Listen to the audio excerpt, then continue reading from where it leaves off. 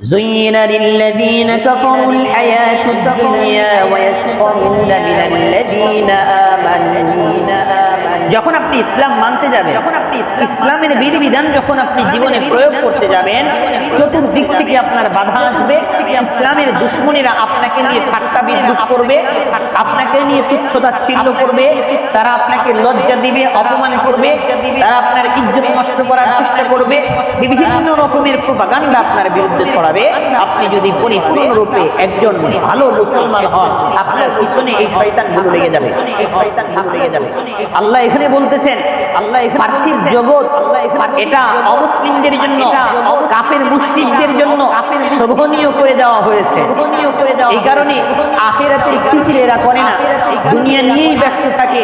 কিভাবে দুনিয়ায় আধিপত্য বিস্তার করা যাবে, অর্থনৈতিকভাবে বিশ্বের চাকা কিভাবে নিজেদের নিয়ন্ত্রণে আনা যাবে, এই চিন্তা ফিকিরগুলো কাফেররা করে। তারা ভাবে দুনিয়ার জীবনই জীবন, খাওয়া ফুর্তি করো, দুনিয়াটা মস্ত বড়। এই দুনিয়াটা তাদেরকে ধোঁকা দিচ্ছে। তারা কি করে? তারা দুনিয়া নিয়ে ব্যস্ত, দুনিয়ায় তাদেরকে ঢেকে রেখেছে। তারা ইমানদারদেরকে ঠাট্টা বিদ্রুপ করে। কেন?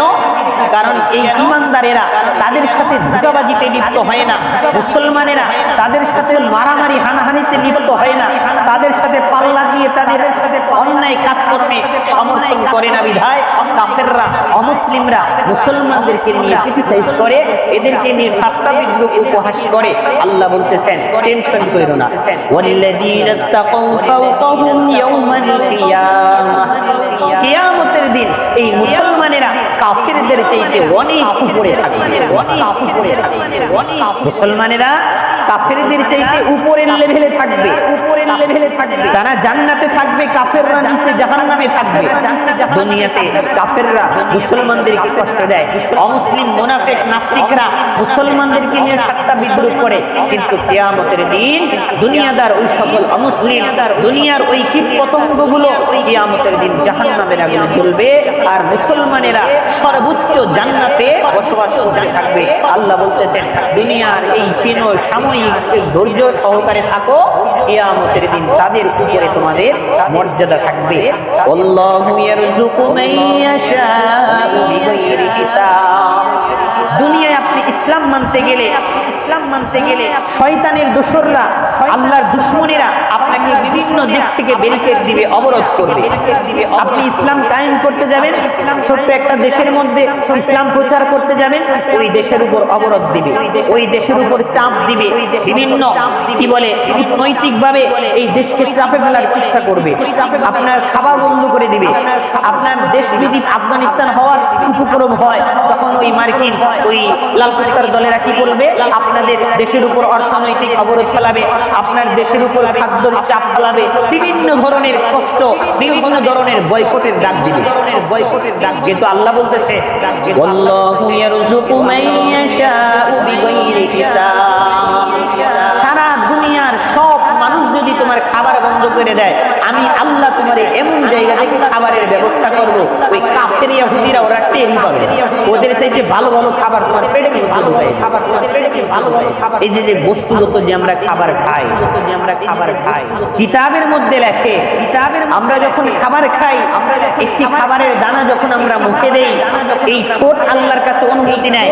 আল্লাহ, আমি কি হা করব, এই খাবার কি ভিতরে ঢুকার অনুমতি আছে? আল্লাহ যখন ঠোঁটে অনুমতি দেয়, তখন ওই খাবারটা ঠোঁটের ভিতরে হয়, এরপরে ভিতরে যায়। এরপর জিহ্বা অনুমতি চায়, আল্লাহ আমি কি এই খাবারের স্বাদ অনুভব করবো কিনা? জিহ্বারে অনুমতি দিলে খাবারের স্বাদ আপনি অনুভব করতে পারবেন। এরপরে চাবানের শক্তি নাই, এরপরে দাঁতও আল্লাহর কাছে অনুমতি চায়, আল্লাহ কাজ করবো, আল্লাহ বলে ঠিক আছে করবো। এরপরে যখন ভিতরে ঢুকাইবে, আপনার পাকিস্তানিতে কত ইঞ্জিনিয়ারিং সিস্টেম আছে, হজম করার কত মেশিন আছে, পানি আলাদা করা আর খাবার জাতীয় জিনিস আলাদা করা, সেখান থেকে মডিফাই করে খাবার থেকে ভালো জিনিসগুলো আপনার রক্তের ভিতরে ঢুকাইয়ে দেওয়া, আর অপ্রয়োজনীয় জিনিস আর অকুশল যেগুলো আছে ওইগুলো আপনার পেশাব পায়খানার মাধ্যমে বের করে দেওয়া। এই সব প্রক্রিয়া যত মেশিনের মাধ্যমে হয়, প্রত্যেকটি মেশিন, প্রত্যেকটি প্রক্রিয়াজাতকরণের স্থানগুলো আল্লাহর কাছে অনুমতি চায়, আল্লাহ কাজ করবে। আল্লাহ বলে ঠিক আছে কর।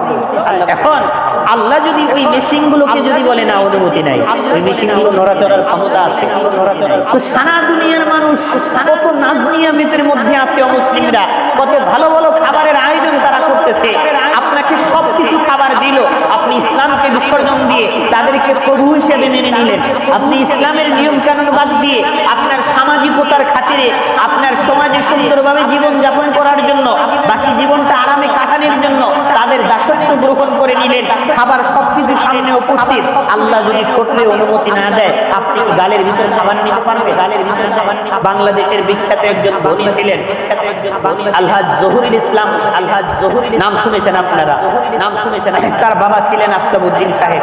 আলহাজ জহুরুল ইসলাম জিয়াউর রহমানের সময় সবচেয়ে বড় ধনী ছিলেন বাংলাদেশের মধ্যে। ওই বিচারা খুব ভালো মানুষ ছিলেন, খুব ভালো আলেমদের সাথে সম্পর্ক ছিল। আলেমদের সাথে এত টাকা পয়সার মালিক, এত কিছুর মালিক, কিন্তু লাস্টে ডাবের পানি খাইতে গিয়ে মারা গেছে, আর কোনো কিছু হজম করাইতে পারে। আমি তার নেগেটিভ নিয়ে বলতেছি না, খাবারের কথা বলতেছি। আপনার সামনে সবকিছু উপস্থিত, আপনি ভোগ করতে পারলেন না, লাভ হইল। আমাদের উত্তরবঙ্গের একজন এমপি সাহেবের ডাক্তার ছিল, বাবা ডাক্তার ছিল, খুব দামি ডাক্তার ছিল। উনি বলতো আমি ধনীদের ডাক্তার, আমি গরিবদের ডাক্তার না, এরকম অহংকার করতো। গরিবদেরকে ওইভাবে চিকিৎসা করতো, কারণ টাকা পয়সা বেশি পাওয়া যেত। ওই বিচারা যখন মারা যায়, মারা যাওয়ার আগে ওনার ভিতরে কোনো কিছুই হজম হয় না, এমনকি পানিও হজম হয় না। পানি এদিক দিয়ে দেয়, ওইভাবেই পানি অন্য দিক দিয়ে বের হয়ে যায়। তখন তার ছেলে, ওই সময় বিএনপির মন্ত্রী ছিল, মৎস্য মন্ত্রী ছিল, তখন তার ছেলে বাংলাদেশে ঘোষণা দিয়েছিল যে আমার বাবার পাকস্থলীতে, আমার খাদ্যস্থলীতে একটু খাবার হজম করাই দিতে পারবে, তাকে আমার বাবার সমপরিমাণ টাকা দিব, তাকে আমার বাবার ওজনের সমপরিমাণ টাকা দিব, যদি আমার বাবার পেটের মধ্যে কোনো একটা খাবার হজম করাই দিতে পারে। কিন্তু আল্লাহর মায় দুনিয়ার ভাই, সবকিছু আছে, গিলতে পারলেন না, লাভ হইল কি? লাভ হইল কি? আল্লাহ এই যে বলছেন আল্লাহু ইয়ারযুকু মান ইয়াশাউ বিগাইরি হিসাব, আল্লাহ যাকে চান তাকে বিগাইরি হিসাব, অসংখ্য গণিত অনেক খাবার তিনি দিতে পারেন, রিজিক দিতে পারেন। এই খাবারের মানে রিজিক কাকে বলা হয়? রিজিক মানে কি খালি ভাত? রিজিক মানে কি খালি ওই চাউল ডাউল খাবার? রিজিক মানে কি খাবার না? রিজিক মানে ওই শক্তি, যেই শক্তির মাধ্যমে আপনি দুনিয়ায় চলতে পারেন। বহু মানুষ আছে যাদেরকে আল্লাহ খাবার দিচ্ছেন না, খাবার খাইতে পারতেছে না, কিন্তু খুব আরামে আছে। এই রিজিকের আসল অর্থ হলো আপনার আত্মিক শক্তি, আপনার দেহের পরিচালনার জন্য যে শক্তি দরকার সেটা হলো রিজিক। আল্লাহ খাবার ছাড়াও এটা মানুষকে দিতে পারে। আল্লাহ ফলমূল এগুলো ছাড়াই মানুষকে সুস্থ রাখতে পারে কিনা? অনেক গরিব লোক আছে না, যারা ফ্যান খাইতেছে, কি বলে ছাতু খাচ্ছে, আটা খাইতেছে, তারপরে তাদের শরীর সুস্থ আছে, তারপরে তাদের দেহে রোগ ব্যাধি কম হচ্ছে। আবার অনেক বড় লোক আছে, খাবারের কোনো অভাব নাই, দিনের বেলা মনে করেন 3 বেলা খাবার খায়, 100 আইটেম দিয়ে খাবার খায়, এরপরেও রোগ ব্যাধির অভাব নাই, এরপরেও শান্তি নাই, পেরেশানি। এই বিচারার রিজিকে কষ্ট হচ্ছে।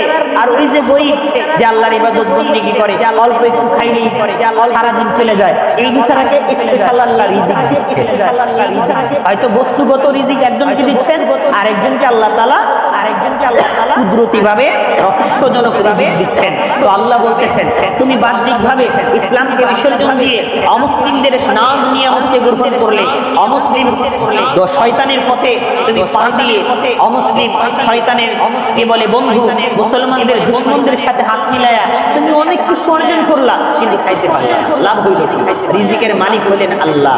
তুমি অল্প নাও, অল্পে তুষ্টে থাকো এবং আল্লাহর ইবাদত বন্দেগী করো। তোমাকে ঘরে বসায় আল্লাহ রিজিকের ব্যবস্থা, তোমাকে ঘরে বসায়া আল্লাহ তোমার রিজিকের ব্যবস্থা করে দিবেন। এই কারণে রিজিকের জন্য, এই কারণে আপনার সংসারে প্রতি মাসে 20,000 টাকা লাগে, আপনি বেতন পান 10,000 টাকা। এখন ওই 20,000 টাকা পূর্ণ করতে গেলে কি বলে অন্যায় উপায় গ্রহণ করতে হবে, ঘুষ খাইতে হবে, সুদ খাইতে হবে। আপনি আপনার পরিবার চালানোর জন্য সুদ ঘুষ খাইলেন, হতে পারে এই টাকাতেও হবে না, এই টাকাতে আপনার পরিবার চলবে না, এই টাকাতে আপনার সেগুলো বাদ দেন। আপনার 10,000 ইনকামের হালাল টাকা দিয়ে সংসার চালান, অনেক ভালোভাবে চলবে। অনেক এই যে আমাদের সরকারি অনেক কর্মকর্তারা দীর্ঘ প্রায় 1.5 যুগের মতো এরা তো চুরিবাটপাড়ি করে খাইছে। যখন অন্তর্বর্তীকালীন সরকার ঘোষণা দিছে যে সরকারি যত চাকরিজীবী আছে সবার সম্পদের হিসাব করা হবে, তারা কয় টাকা বেতন পায় আর তার বাড়ি ঘরের অবস্থা কি, সব বাড়ির হিসাব করা হবে। তখন এই সরকারি আমলারা আন্দোলন শুরু করে দিছে।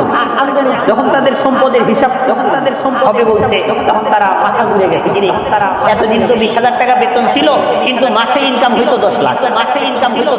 তো এই 10 লাখের এভারেজে তাদের সংসার চলতো, এইভাবে জীবন যাপন করতো না। কিন্তু এখন যদি 20,000-এ চলে আসে, তারা তাদের ছেলে মেয়েদের টিউশনি খরচ দিতে জড়িত হবে। 50,000 টাকা যদি তাদের আসল বেতনই পেয়ে যায়, সুদ ঘুষের যদি রাস্তা বন্ধ হয়ে যায়, তখন তো তাদের সংসারই চলবে না। এই কারণে মাথাটাও লাই গেছে, বুঝেন নাই? 20,000 টাকা বেতন পাইতো, মাস শেষে 5 লাখ 10 লাখ টাকা তার ঘরে চলে আসে। এই যে হারাম জিনিসে আরাম নাই। আপনি সৎভাবে জীবনযাপন করেন, অল্প জিনিসের মধ্যে আল্লাহ আপনার রিজিকের ব্যবস্থা দেন।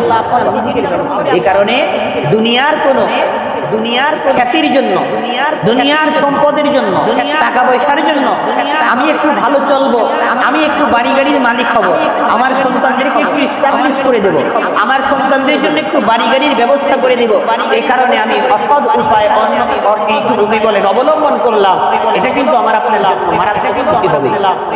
ওদিকে না তাকায়া আমার আপনার ইসলাম যেন দুনিয়ার কোনো জিনিসের জন্য বিক্রি না হয়, বিক্রি হয়ে না যায়। আমি আপনি ইসলাম মানবো, পরিপূর্ণরূপে মানবো। আমার সংসার চলতেছে না, এ কারণে আমি সুদ ঘুষের ক্ষেত্রে ইসলামের আইন মানতে পারলাম না। আমার সংসারে অনেক টাকা পয়সার দরকার হয়, এ কারণে আমি অফিস পরিচালনার ক্ষেত্রে সুদ ঘুষের আশ্রয় নিলাম, অন্য ভাবে আমি টাকা পয়সা উপার্জনের পথ অবলম্বন করলাম। এটা আমার আপনার জন্য ঠিক হবে না। আল্লাহ বলছেন, সাবধান, মসজিদে ইসলাম আছে, তোমার ব্যবসা বাণিজ্যের মধ্যেও ইসলাম ঢুকাও, তোমার রাজনীতির ভিতরেও ইসলাম ঢুকাও, আল্লাহর উপর তাওয়াক্কুল করে সর্বহালতে ইসলাম মানার চেষ্টা করো। আল্লাহ তাআলা তোমার দুনিয়ার জীবন সুন্দর করে দিবেন, পরকালীন জীবন তোমার চমৎকার করে দিবেন।